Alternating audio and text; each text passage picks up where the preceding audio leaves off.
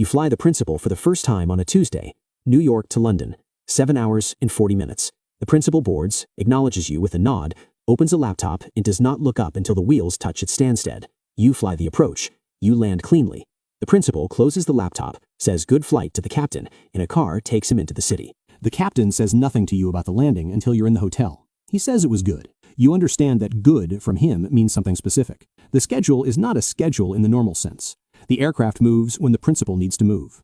Sometimes you know a week in advance. Sometimes you get a call at 10 p.m. for a 6 a.m. departure. You keep a bag packed at all times. You have learned to eat when food is available because you cannot predict when it next will be. You have missed 3 weddings and 2 funerals and 1 birthday that mattered more than the others, and you have made the calculation each time that the job requires and filed the result in a place you don't examine closely.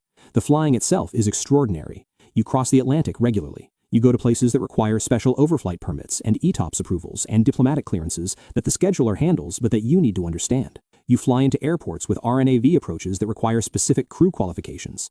You fly in and out of countries where the weather data is unreliable, and you learn to build conservatism into every fuel plan because the consequences of getting it wrong at 40,000 feet over the North Atlantic are not recoverable. You are very good at this job. You know it in the specific way that competent people know things, not from praise, but from the quality of your own decisions and the absence of corrections. You wait for a captain slot to open. Level 4. Private Jet Captain. One of the captains retires. You upgrade. The left seat is 3 feet from where you were sitting. It is a completely different job. In the right seat, your job was execution. You flew the legs assigned to you, managed the systems, handled the radios, supported the captain's decisions.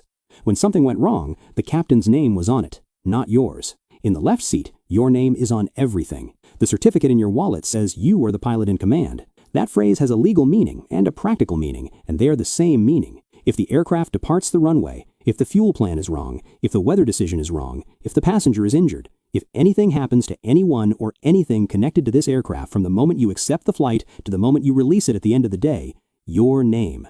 The Principal's Chief of Staff calls you directly now. The trip planning goes through you. You make the weather calls. You decide when it is safe to go and when it is not, and you deliver that decision to people for whom the word no is not a common part of their vocabulary. You ground the aircraft twice in your first year as captain.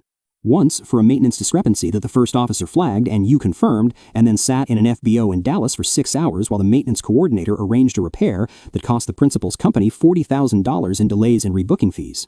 The Principal said nothing to you about it. The Director of Aviation called and asked for a full write-up and reviewed it and said your call was correct. The second time you grounded the aircraft, weather, a destination with a single approach that went below minimums while you were airborne with no alternates within range that made operational sense. You diverted. Landed at an airport 90 miles from the destination.